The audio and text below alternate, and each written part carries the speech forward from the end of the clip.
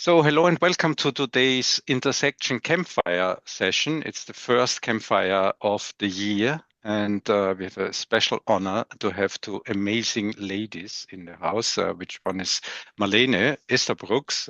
She's an implementation design lead, and Jen. I met her in Brussels, and we already had a nice conversation about their fascinating topic. So both of them are super seasoned designers from different. But what I understand from your CVs is this socio-technical aspect, or social technical designers, in the messy middle. So it's on the web page also. In the messy middle between people, tech, and the systems. That I think that's what caught my attention because that's very intersectiony.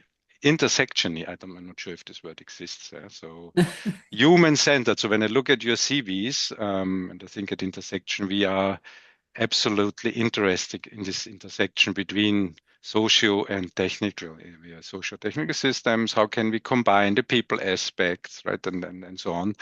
So when I first met you and you introduced me to your quantum and kinship idea, I said, I don't have any idea what kinship is. You tried to explain it to me. I want to learn more. Maybe others also want to learn more.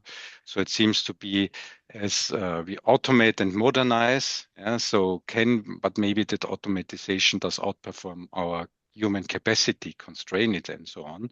So that's just a bit, just read the agenda here, but I don't want to talk too much today. It's just a short intro for people. Maybe who can better introduce yourself and your topic than Jen and Lynn. So please add whatever you want to say, introduce yourself and give us a bit of an inspiration and afterwards some discussion. So thanks that you're here today. Yeah. Thanks, Wolfgang. Thanks, everybody. I'm Jennifer Cassidy. I'm located here in the very dead center middle of Canada, and my role is a system designer. I have a background in interdisciplinary studies, so it's very hard for me not to think multidisciplinary. I'm always trying to combine things in different ways, and I'm joined by my colleague, Marlene. Yeah, thanks so much, Jen. Hi, guys. I'm Marlene Estabrooks. I am also located in Canada, the same as Jen. A little bit of background about myself. I began my career in health as an implementation designer, where true success meant optimizing systems with measurable results. And over time, working in increasingly complex environments, I came to see that performance doesn't improve piece by piece. It actually shifts relationally. So Mm. today, as a social technical designer, as Wolfgang said, we work in the messy middle between people, technology, and governance. And we're really exploring how automation shapes not just outcomes, but how we live and work inside the systems we build. Yeah, yeah, exactly. And before we start, and this will be the reason for this will become apparent shortly, we're going to do a land acknowledgement. So, for those of you who don't experience these on a regular basis in Canada and the United States, typically we do a land acknowledgement to acknowledge that we are on traditional lands of indigenous people. So, between Marlene and I, we're on the traditional territories of numbered treaties 6, 7, 8 in Alberta, and treaties 1, 2, 3, 4, and 5 in Manitoba. And we're also on the homeland, I am anyways, of the Red River Métis, which are my ancestors. And we recognize that the enduring presence, cultures, and stewardship of our First Nations, Métis, and Inuit people in Canada. And we commit to learning, listening, and supporting reconciliation. And the note here for me is that in Canada, particularly when you are on treaty land, you are a treaty member. So this isn't something that you can say, you know what, I'm not Anishinaabe, I'm not Dene, I'm not Inuit. So these don't apply to me. In Canada, if you are on treaty land, you are a treaty member and you're expected to behave according to the treaties that have been written between Indigenous peoples and the government of Canada. So that being said, why are we here? And I'm going to throw this over to Marlene. Marlene's got an introduction that we'll go through. She's going to throw some ideas at you and a bit of a thesis. And then we're going to talk a little bit more about kinship. I know, Wolfgang, that was one word that you were interested in learning about. So I'm going to throw it over to Marlene. You let me know when you want me to advance the slide. Yeah, thanks, Jen. So let's start. What happens when our systems become faster than the capacity to live within them? Not smarter, not more advanced, just faster. Digital transformation used to feel like something happening outside of us, a better tool, a faster workflow, and a more efficient platform. But today, our systems don't sit outside society anymore. They live inside the circle with us. For years, we used to describe social technical systems through three pillars: people, process, and technology. And now there's a fourth: data. And data just isn't an input. In automated systems, data defines reality. It determines who qualifies, who gets prioritized, who gets paid, who gets denied. It becomes the ground from which decisions emerge. And as AI shifts from assisting humans to moderating and enforcing decisions, something quiet but profound also happens. Our systems begin fixing meaning too early. What once required conversations becomes a threshold. What once required judgment becomes a score. And what once required listening becomes a model output. Living stories become fields. Context becomes a category. Relational nuance collapses into binary outcomes. And this just isn't a technical shift. It's a restructuring of relationship. In many indigenous traditions, there is a teaching. We don't stand outside systems, we stand inside the circle. But when complexity increases, what do we do? And this is the circle that Jen and I really invite you into today. Our intention is to critically examine how automation reshapes interdependence within complex systems, and to consider how design choices around measurement, government, and decision-making influences organizational resilience. Through this lens, we want to explore kinship not as sediment, but as a structural model for sustaining adaptive capacity in modernized environments. So let's talk about a couple things. We've got two terms that we want to identify and explore with everybody. The first is the use of the word quantum as a metaphor for an organization. So do you want to do that one, Marlene, and then I'll jump over to slide 6 and we'll talk about kinship. Yeah, absolutely. So as Jen said, when we use quantum here, we're certainly not making a physics claim. We're using it as a structural metaphor. When in quantum systems, outcomes don't exist independently of interaction. They emerge through the observation and entanglement. Similarly, in complex organizations, decisions don't operate in isolation.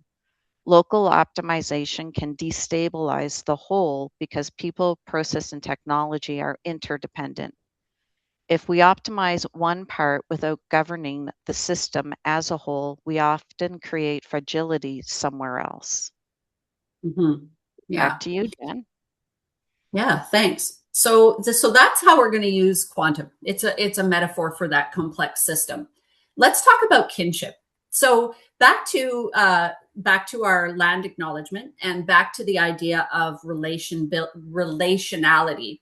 In indigenous cultures, you'll find that there are sort of 5 pillars of how indigenous cultures, by and large, operate. Now, I'm kind of painting a large brush here, but I'm painting that brush just so we can kind of wrap our heads around, those big themes that you see. So in kinship, when we work in indigenous communities or we work in an indigenous context, relationality is reality. So what I mean by that is that you are, as a member of the community, only real because of your relationships. So this is where you'll often see people calling everybody auntie, uncle, right? Because that indicates that relationality. There's really nothing worse in most indigenous communities to be stripped of those relationships. So when you are removed from that community for something that you've done, or you leave that community, that breaking of relationship bonds means that you don't have an existence, at a broad stroke. that also means that you have responsibilities and obligations to those relationships. You cannot say, I have a relationship that's, hey, auntie, hey, uncle, and not be expected to have an obligation to that person. Reciprocity, big thing, right? So we give and we take. The other thing that's really important for understanding what we're going to be talking about and the questions that we're going to ask next is that this relationality is not only founded between two humans. I'll give you an example. Right now, I can see 3 horses out in my back paddock. I have the same relationship to those horses as I do to Marlene. I have the same relationship to the pond that they're at as I do to the horses. I have the same relationship to the land on which, things are growing or hibernating, as the case may be, as I do to those horses, as I do to the pond, as I do to humans. So there's no hierarchy in these kinship models, especially with indigenous people. When they say the rock is my brother, they truly, truly mean that, right? The earth is my mother. They truly, truly mean that. And they mean that in the same way that I would mean that in talking about my mom who lives in Winnipeg. So that's a big piece. And then what we know about the kinship model and the way indigenous cultures, when they are not fractured by colonialism, operate is that this kinship model, this relationality as reality, is the foundation for law and governance. So when Marlene and I started to talk about, kinship and quantum and complex systems, we started to wonder, is there a place for kinship, these foundational ideas around kinship in a modern organization that is highly technically oriented, right? And is very data oriented, like you were saying, Marlene. So let's pause there for a second. We've got some questions. We've got some preface to the questions that we want to go through, but I just want to pause there and see, how are people feeling? Questions, concerns, clarifications, ideas? We'd love to hear it all. For me, it sounds a bit similar to those ideas of new work, autonomous teams, and so on. So you could say you empower autonomous teams, agility, and so on. New York. That's what New Work was, a large movement, purpose-driven teal organizations, and so on. We need to empower those cells, which is also for me a strong focus on people. So for me, it's somehow similar. And I think that's what I understand. But with a stronger focus on this relationship and reciprocity resonated well with me. So that's us. That's my team, the red team. We are doing.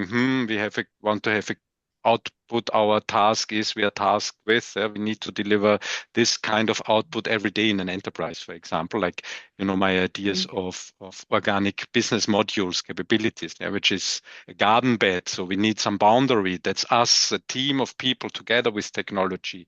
Of course, interacting with other socio-technical systems that have different outputs and so on. So for me, this is very, if I understand correctly. So for me, this is closely related, at least in my mind, what I understand so far. But maybe it goes deeper into the relational level. What does it mean?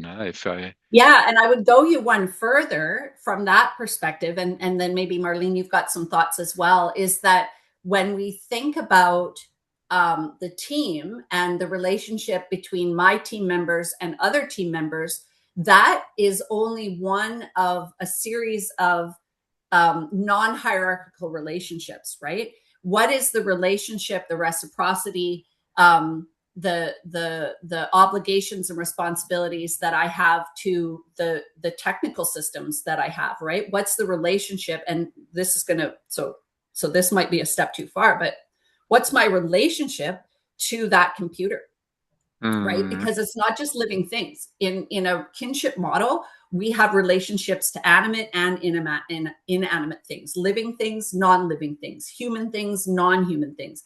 They're all the same. There's no hierarchy there. So the question would be, does my team also have a sense of duty and kinship and relationship with the software, right? With the data?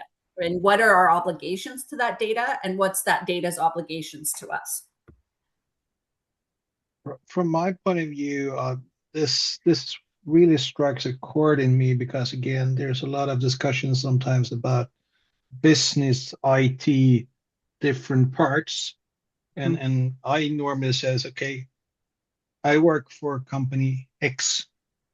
That's the same relationship we have all because we all work for company X. That's the kinship model we are working with. Yeah. And Exactly. in that context, we are all on the same, call it tribe or whatever, or company. And that makes it so much easier rather than say, well, I work in business, I work in technology, I work in marketing. But again, we are all of the same employer. Yeah. And this And really I think, point that out. yeah, Patrick, I think that's a good point. And like this brings up that idea of quantum, right? So, Marlene, you talked about this idea that, quantum entanglement as a metaphor for that relationship. What happens when that relationship, what happens when that responsibility and obligation to the things and the people around you changes? What happens in the system? I don't know, Marlene, did you have some thoughts on that? Yeah, I think if we even go back just a short 5 years, right? And we look at legacy systems. When you were going through the process of something, whatever it was, process X within any organization, departments, teams, they were very much siloed down and in to the software that they were working in. We were in an age of pulling canned reports and dropping it into Excels to manipulate the data to see what was going on. And relation kinship was so out front at that point in time. If you needed to do something and uh, the technology, for whatever reason, there was a bottleneck, a process, a delay, you'd pick up the phone and call the person in the next area to help solve problem X, right? We relied on each other a lot. And over the last 5 years, through applications and APIs and the system completely changing and data being available in real time, in such dynamic capabilities. We're now setting thresholds and limits around dashboards. And while optimization and efficiency seems so much easier, as we go through the next couple of slides and the questions, we'll start to unpack, but what does that really mean in the go forward of things, right? What used to be a conversation is gone. I mean, that was for me And was one of my similar questions I have. What's the difference between a relation and a data interface? You could say, oh, that's an interface. We pass data. Yeah? I mean, for me, a relation is always about social interaction. That's what I understand. So we can build a relation. I see you Absolutely. smiling, and it's also about emotions. Yeah? A data interface is not. So that maybe I'm a bit confused if you say I have a relation to my software. I don't have a relationship to my software, but to my Are you wife, hopefully. sure? Yesterday, one of you mentioned, okay, what will the AI actually experience out of this one? So some software relationship you do have, Wolfgang. Okay. Can be. I can No, attest. I love that. It's a great conversation. And maybe that's where we can get into this next question, because this is actually what we wanted to talk about. So I know, Marlene, you've got some thoughts, and then I was going to add in a few thoughts, and then let's talk about this question. We're gonna present you a fresh question. So Marlene, why don't you do a bit of an intro here? Yeah, absolutely. So in complex systems, and as we've been talking about, even in quantum systems, outcomes do not emerge from control alone. We all know they emerge from interaction, from relationship, from holding multiple possibilities long enough for meaning to form. Automation is now part of that emergence. So the question isn't really whether AI will shape reality. We already know it does. The question becomes, will we design systems that collapse the complexity too quickly?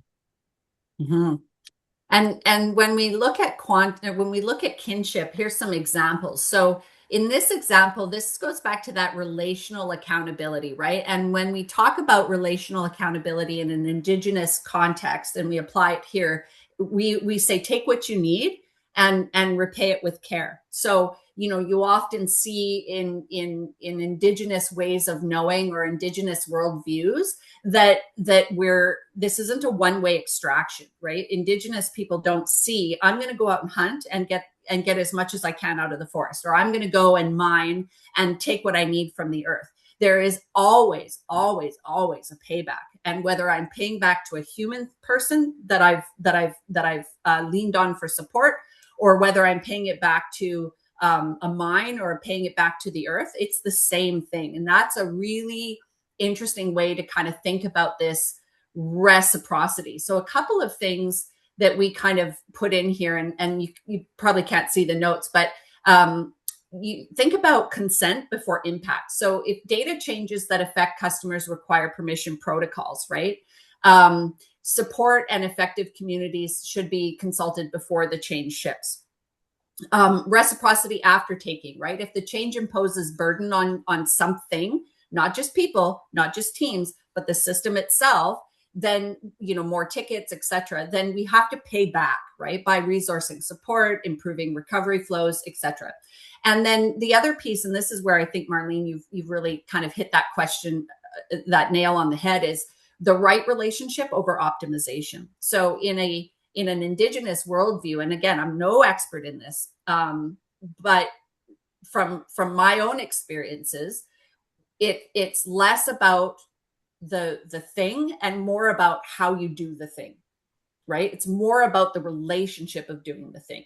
So we put this question together because we'd love to hear from people, you know, where do we see humans compensating in these metaphorically quantum systems? Where is it that we are not living a kinship model, or where can we live a kinship model in these data relationships, these software relationships, these team relationships, these organizational relationships that we have?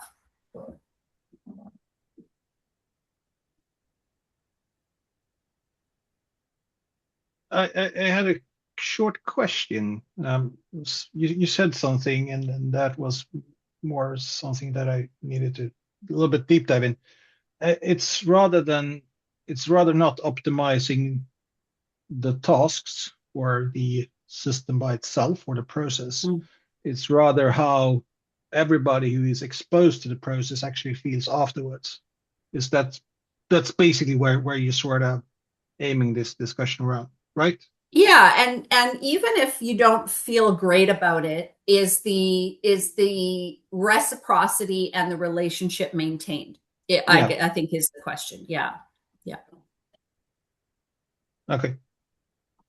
Yeah, and I think, Patrick, just to build off of it even a little bit more, in social technical systems, they are actually systems designed to serve the public, right? So where is that relational service being delivered down on the ground?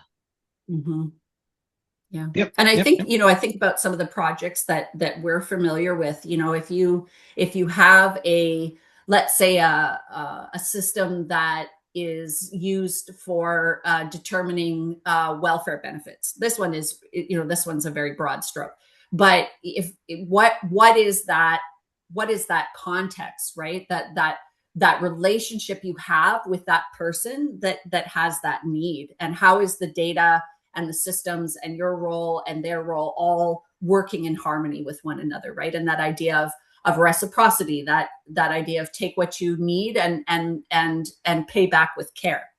And I'll give you another example. This one's more of an indigenous sort of broader example, but when we know that indigenous people in Canada and the United States and around the world have typically been researched to death, right? So you get these people who come into their communities and they take a bunch of data, you know, and they, you know, take interviews and they're like, thanks, see you later. And then that goes somewhere, right? But it becomes a matter of, well, when do we get what we gave you back, right? You took our data, you took our needs, you took our feedback, you took our money, whatever it is.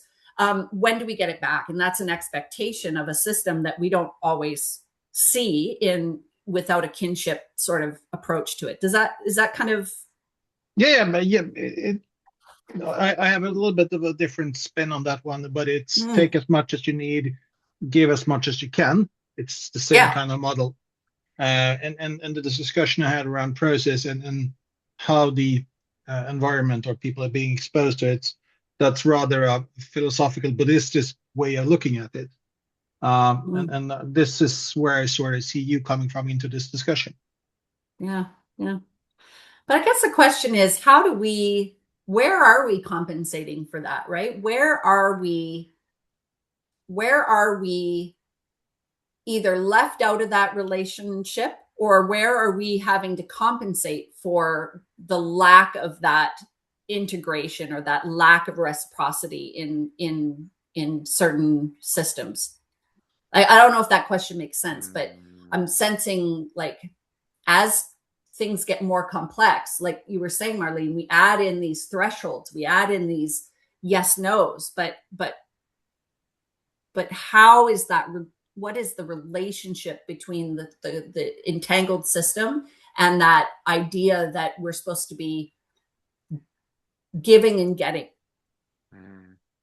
What comes to my mind is the question, what's the part of the system? What's the boundary of the system? So if we say the enterprise and their customers, for example, or partners, we see them, and because then you need reciprocity. Yeah? You sell a product and the customer pays money for that. So it's I give you that and you give me some money. You could say, okay, that's a reciprocal relationship. It could be in theory, yeah? But what I see all too often in these days, especially with the tech companies, yeah, they get our data. We are all addicted to our smartphones. Yeah? So they rob our attention, our time. We are all scrolling all day long and generating data for them. And so that's not reciprocal anymore. So if you want, yeah, we compensate it by getting addicted to. Right. So maybe that, yeah, maybe I'm a bit of a hippie. The tech pros wouldn't see it that way. Yeah. But if you live in the European Union and you're not so happy with what's going on in the States with all it is a tech pro autocracy that is building. Yeah, so it's becoming part of a social system. Of course, it does. Hopefully, we can stop them. But that's my personal ethics. Other people would see it differently. But I think this question becomes really exciting, interesting, when you say, okay, we see the system is the enterprise and the partners, because the relationship between inside the enterprise and the outer world must always be some kind of have some kind of reciprocity. Yeah? If it doesn't, the partnership wouldn't exist. But if we pay with being addicted, if we pay with 16 hours a day of scrolling or getting, I don't know, addicted to other drugs or so, it's just one. But maybe that's only me. Well, if you add surveillance on top of that in terms of addiction, because that's basically what you get, you could choose which monitoring state you would like to be monitored by. That's what we compensate also with. We're sort of giving away our freedom, I would say, in that context. Yeah. And so maybe the question isn't where are humans compensating for quantum systems, but where are humans losing out in quantum systems, or where are humans gaining in quantum systems, right? Because I think there's that balance.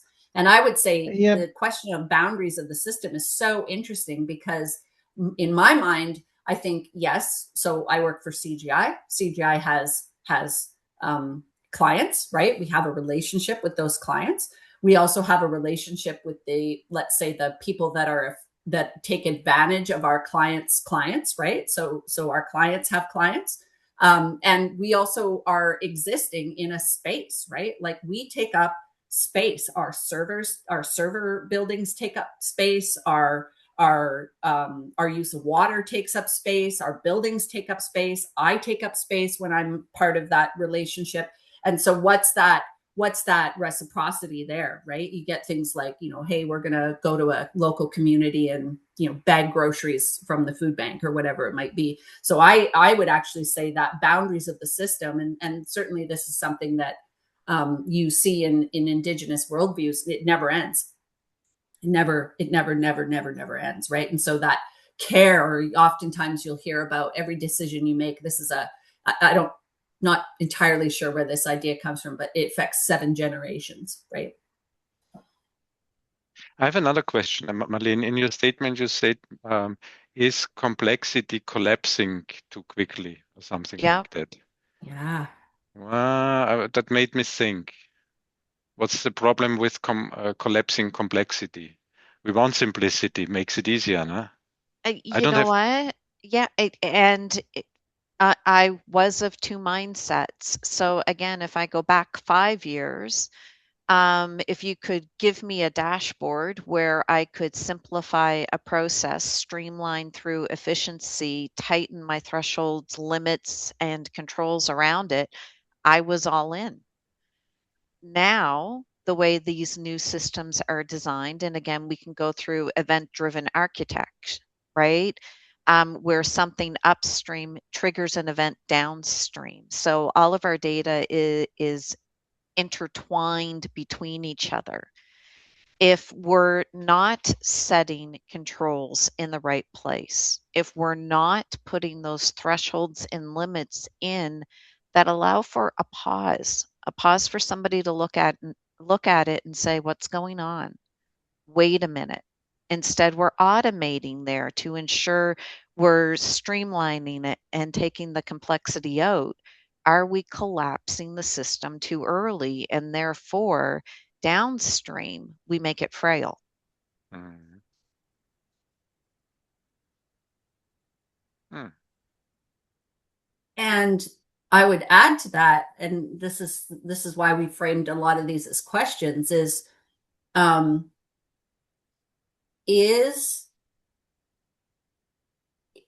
there something inherently wrong with complexity?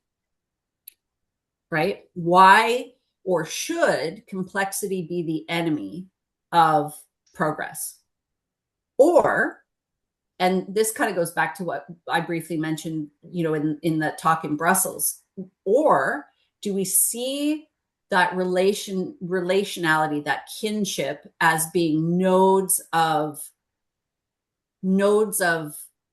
relationship along that path, right? That complexity is okay as long as we have those nodes of moments, right? Like you're saying, Marlene, those nodes of like, okay, let's come back to what we're here for, which is the relationship, right? Or the kinship of data, the kinship of people, the kinship of communities, et cetera, et cetera. Yeah, and I know like we do break it out in additional slides. So my apologies now if what I'm gonna start to say becomes repetitive later on. But are we designing systems with those controls, again, looking towards optimization, looking towards automation, looking towards AI moderation? And the frontline workers that are in those systems now are faced with the system won't let me do it. And the citizens are left without a voice saying no one hears me. And this is one of the questions that we had. So where's automation over determining outcomes? So, if we think about this and we apply that kinship model to it, kinship practices assume you're in a relationship with those affected by your actions, right? Over automation can violate those obligations. For example, the model did it. I'm sorry, I can't help you with groceries. Even though you've got 5 kids and you have no car and you can't find a job that isn't more than a few hours a week, because the model did it, right?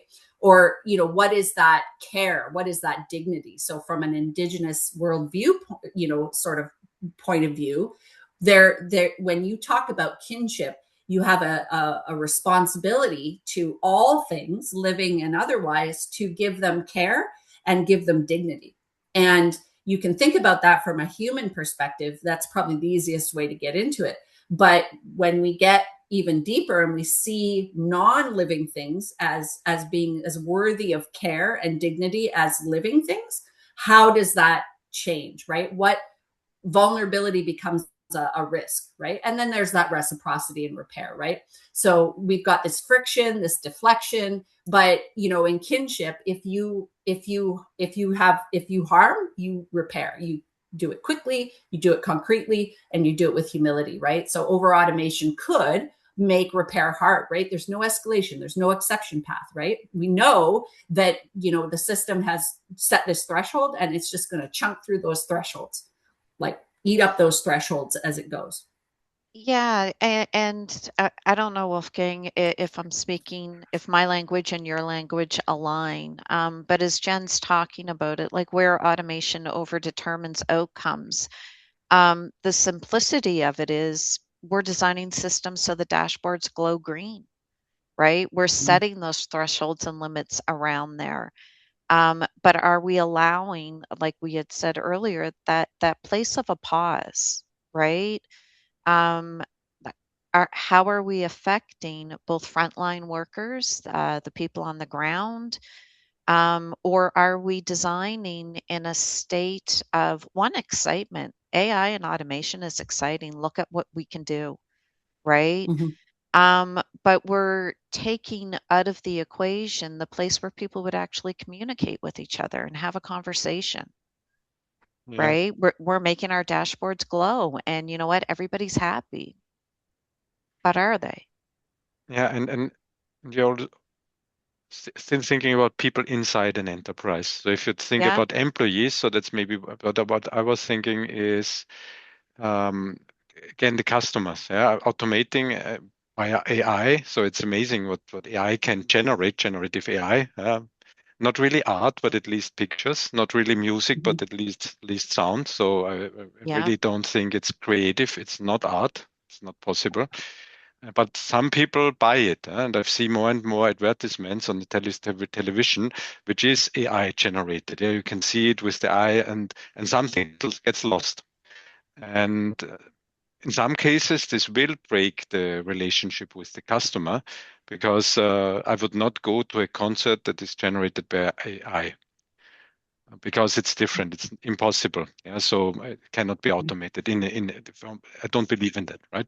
So if you think of it as the system and you include the customer, I think there's a way that customers simply don't accept over time stuff that has been created by a machine in some cases. But when it comes to manufacturing, for example, where we have a high level of automation already, since decades, since Ford and Taylorism and robotics, it's getting more and more automated.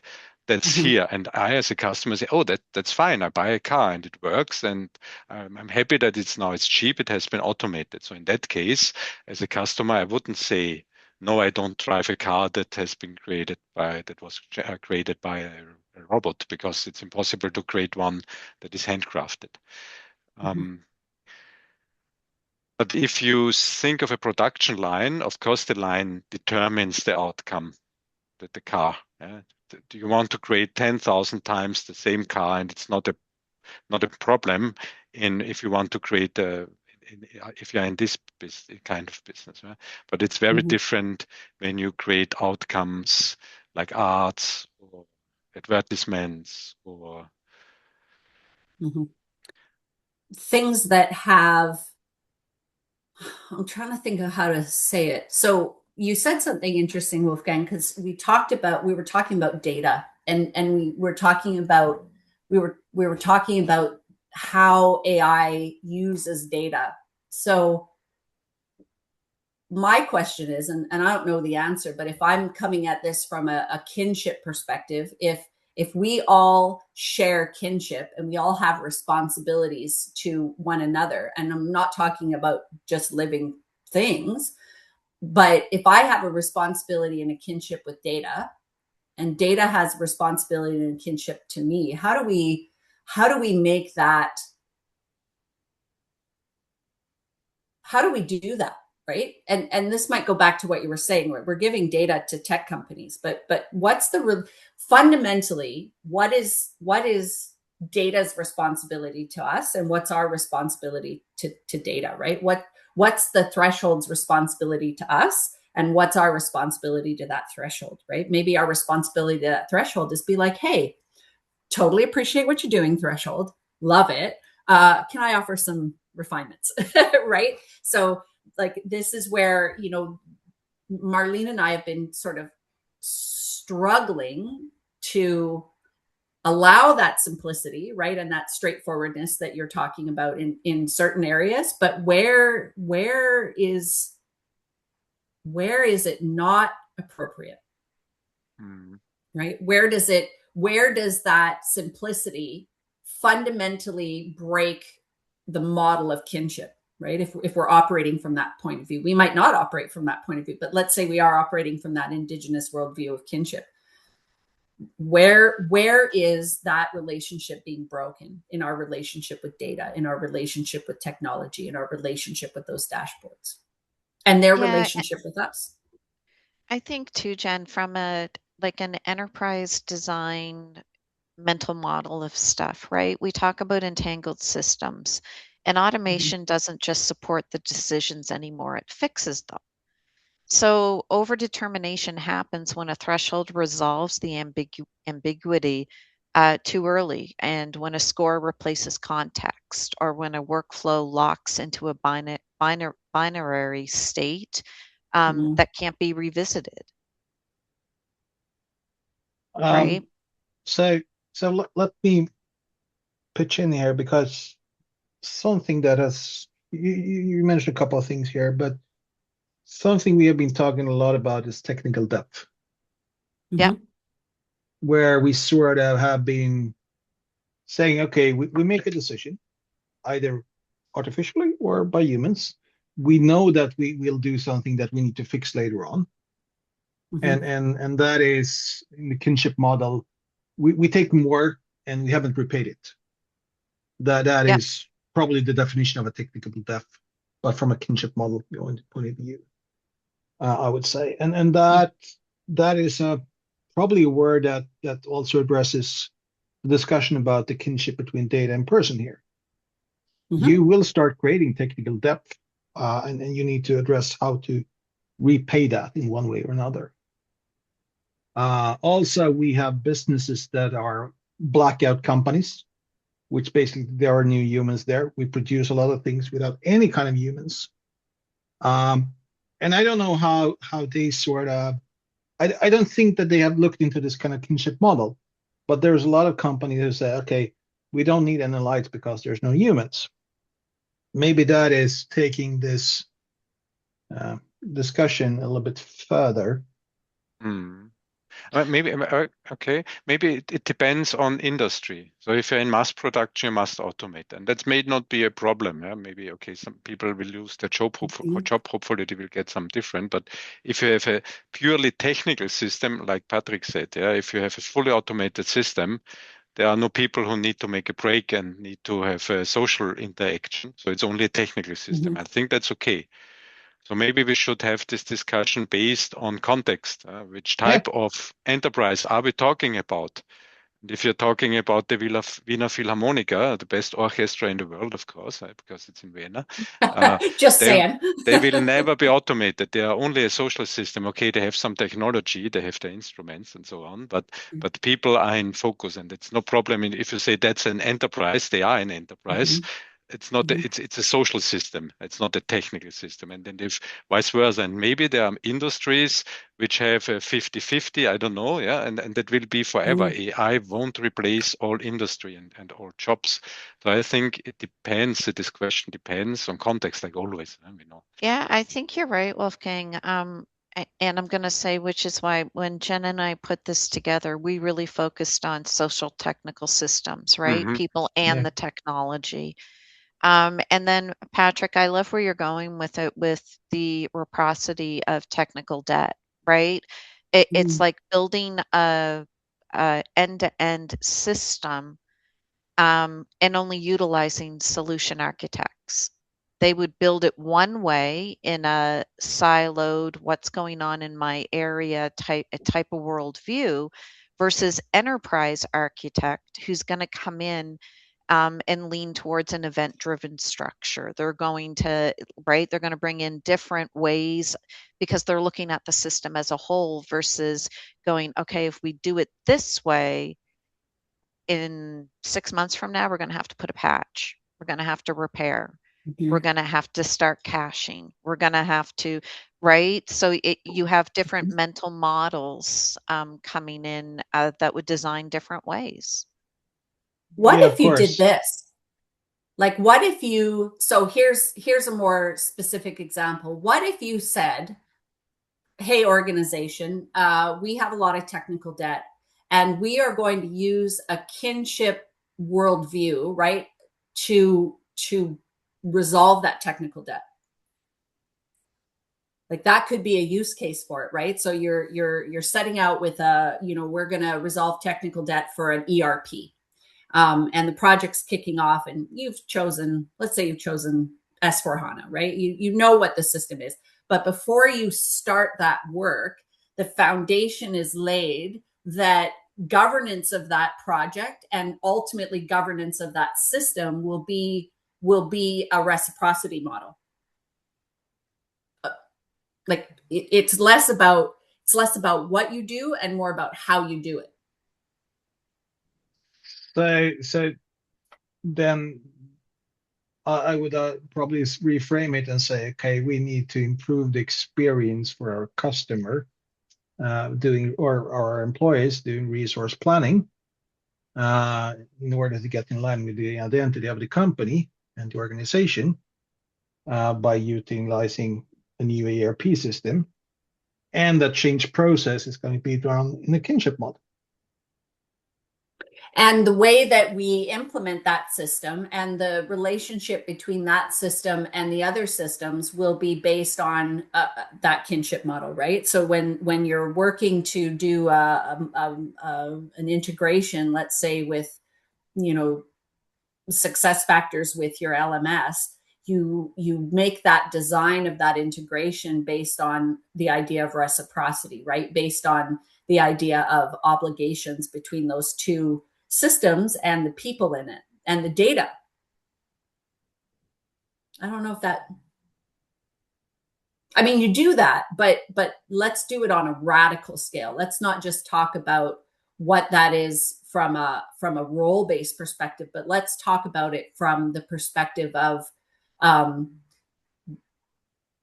what is the care and feeding of not just the technical system, but the organizational system and the social system and the relational system and the ways of communicating and the ways of giving and the ways of taking.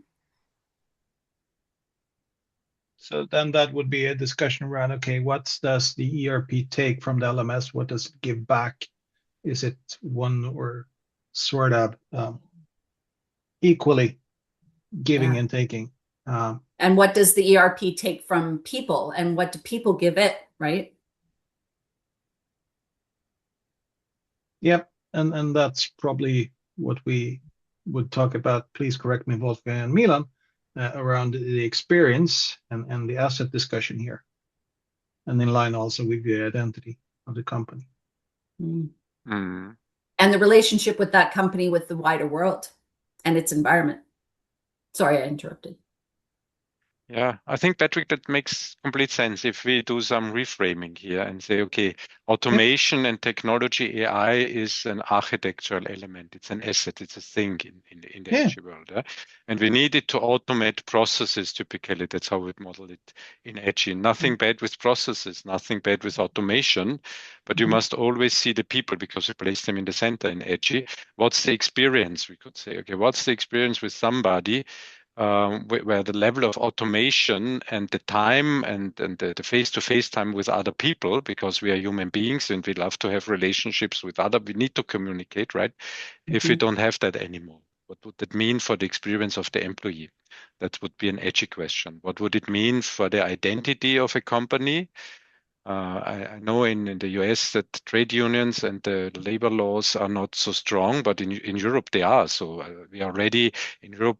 I think we will have regulations to prevent people from becoming part of the systems, and that the experience employees have working in companies. I know pressure is getting more and more. Everything gets faster and faster. Maybe we are not made for this speed. Yeah. I think the answer must be, okay, we need politicians and we need regulations and laws that protect people to keep their experiences, or to have a convenient, whatever that means, a convenient experience at work. And part of convenient work is, for many people, having a coffee with a colleague, having a break, have a Kit Kat, have a break. I don't know, is this a slogan in Canada? And I would push that even further. So going back to the metaphor of quantum, and going back to the ideas of kinship, this is what is the relation? So maybe I'll preface this. This is where my mind is. In Canada and North America, maybe other countries as well, and other continents as well, inanimate objects have person rights. So in an indigenous worldview, the river or the pond outside my door is as much real and as much deserving of all of the benefits I have of personhood as anything else. So bodies of water, for example, are often designated as having human rights, right? The same person, they call it personhood, right? So let's imagine that our environment around us also has personhood, right? And when we're implementing an ERP, we have to think about personhood as being bigger than just, I've got 2 arms, 2 legs, and a brain, so I'm clearly a person.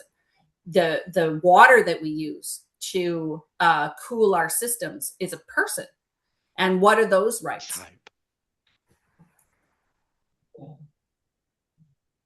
Yep. So anyways, let's go to the last question. So Marlene, this was the last question. Maybe this is where we're going. Do you want to kind of preface this question before we get into it? You know what? Absolutely. And I think that's kind of where this conversation has gone, I'm going to say all over the place, but interconnected at the same time. So this isn't a question about technology. It's about a question about how we choose to stand in relation to it. When the dashboards say everything's working and the front lines say something feels wrong, it's not just a performance issue, it's a model issue. It suggests that the system and people inside might not be operating from the same understanding of reality. Every system truly is built on a model of the world. What counts, who qualifies, what matters, what doesn't. And I think that's what makes this question almost a little uncomfortable. Yeah.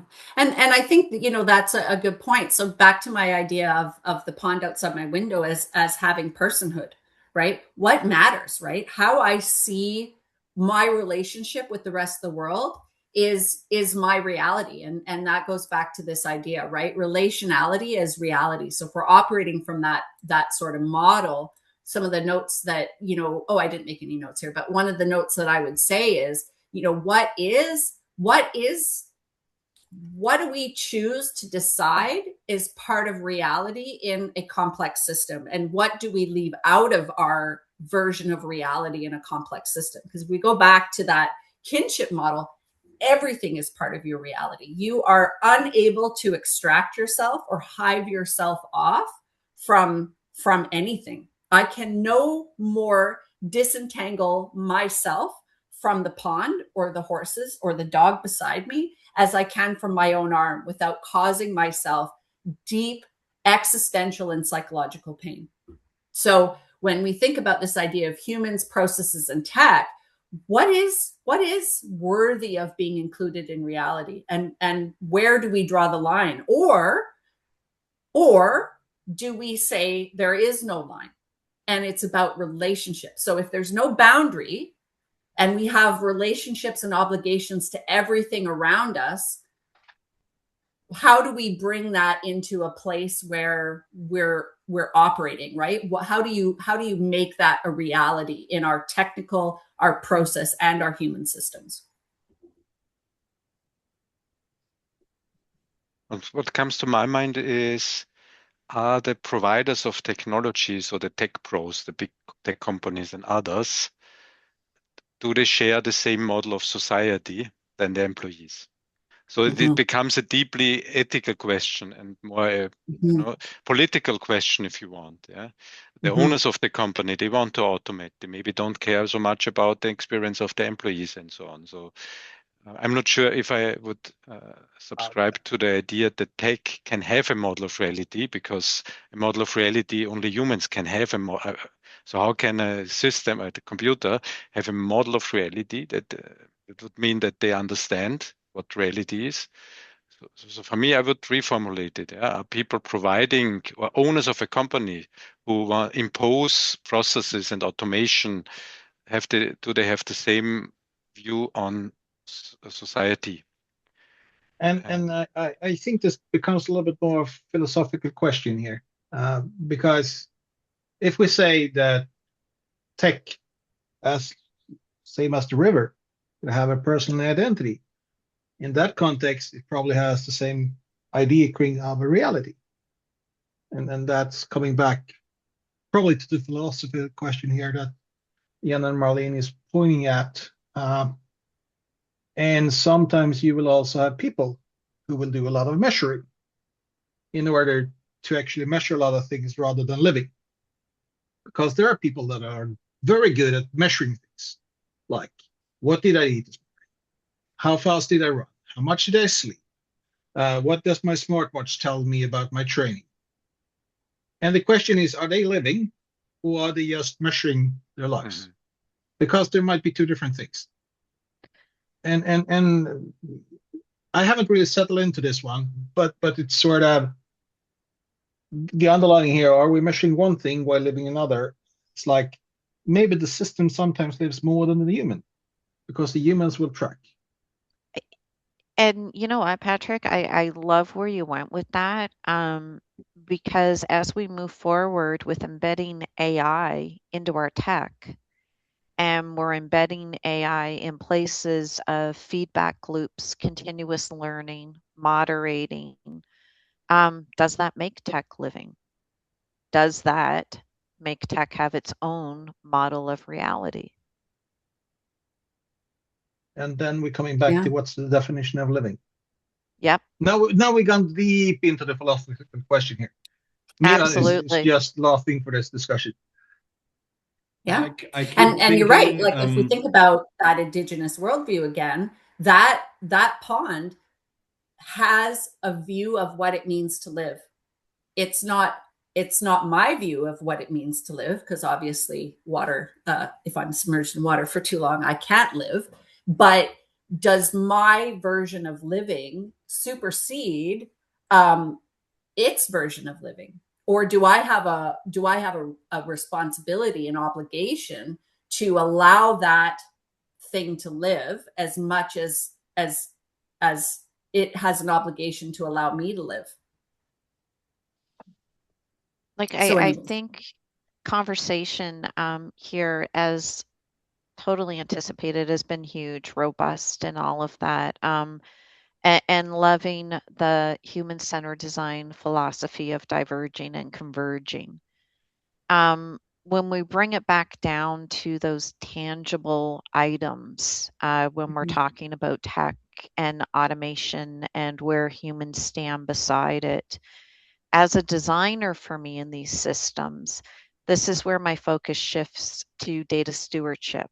It's where it shifts to governance, and what traditional models used to hold now have to hold something different. And those models have to hold the relational, right? Where we have a shared measurement system, we have a shared vision, we have a shared desire to reach the same outcome, and holding each other accountable in those spaces.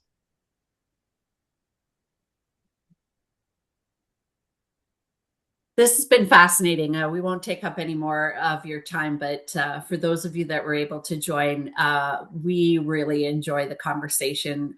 We really love being able to challenge one another and to spar, and just want to say thank you to Wolfgang and Milan for putting together the Campfire, Patrick for joining us. We have so much more to think about, and we are going to take your ideas. I've been making notes and play around with them some more. But I hope you've had as much fun nerding out as, we did. as Marlene and Thanks I for have. making me some headache. Because typically I can't stop thinking about that stuff. We are all a bit maniacs in the house. So a lot. Thank you for the inspiration. It's always interesting to get new viewpoints. Yeah, there are so many fascinating views on enterprises and social technical systems. So I think it was for me it was a great inspiration. I'm not completely sure how this will impact Edgy and the further, because we're always keen to write it down. What does it mean? How can we include those ideas into design patterns or tools or whatever? Yeah, maybe I'm pushing too strong to say I want to write. What does it mean? We need to, but maybe we need some time to digest it and what could it mean? But at least for me, it was a great inspiration. So thank you for that. Yeah. Oh, I'm glad. For me too. And yeah, if you want to talk about that from an Edgy point of view, I think Marlene and I would be super into that. We need a Milan, kinship what are tool. your thoughts? For me, it challenges a bit our ideas on identity. Because we often talk about, when you talk about identity in enterprises, the way we use it, we often talk about culture, about who is we, who is like their team identities, organizational, trans-organizational, like their national or regional, and then their personal identities, right? And they all intersect. And now, if we say, okay, now we add the river, the earth, the pond, we add all of these, the data, we add SAP systems, cool. So then it gets into systems identity, which is a term used in system thinking, but I'm not sure if they talk about exactly the same thing as we do. We have an overlap when it comes to, okay, we need to, like draw boundaries about actors somehow and find out which identities are there and which dynamics are happening between them, and how can we map that in a way that it's useful and makes sense with Edgy. And this, in my mind, just got more complicated. So thank you for that. I mean, you've got lots of work to do. You're both young. You got lots of time. Yeah. So Milan, I think we already planned to make an update on the relationships. So that's more of a, is it so? I'm not sure what's the best. It's a bit mechanistic view on relationships. We have them in Edgy. So in theory, you can model it. You can model two people and then you model a link. They are related. That's it. Yeah. But of course, there is more. And we can also say there's a flow, energy flow, whatever that means, a relationships, a behavior or dynamic sequence between two elements still. Yeah. So the whole Edgy, the specification is purely structural. And we know that we need to combine it maybe better with those interpersonal events, because a relationship between two computers passing data is also a flow, a data flow. But an energy flow between people, emotional flow going back and forth, we're passing energy all of the time, is a very different thing and must be treated separately. It's not in the spec, Milan. I'm not sure if we're gonna update Edgy because we're working on an update. Hopefully in Montreal, we present a new Edgy version. Maybe it inspires us to update the relationship section. I don't know. Need to think. Yeah. Well, we can't tell you how much this conversation means to us. Marlene and I have some other things that we're kind of working on just from our professional point of view. So this is going to be super helpful in helping us bring some of that stuff to light. So yeah, but thank you. Appreciate the time. And, yeah. Thank you. Thank you. Have a great day. Let me stop the recording.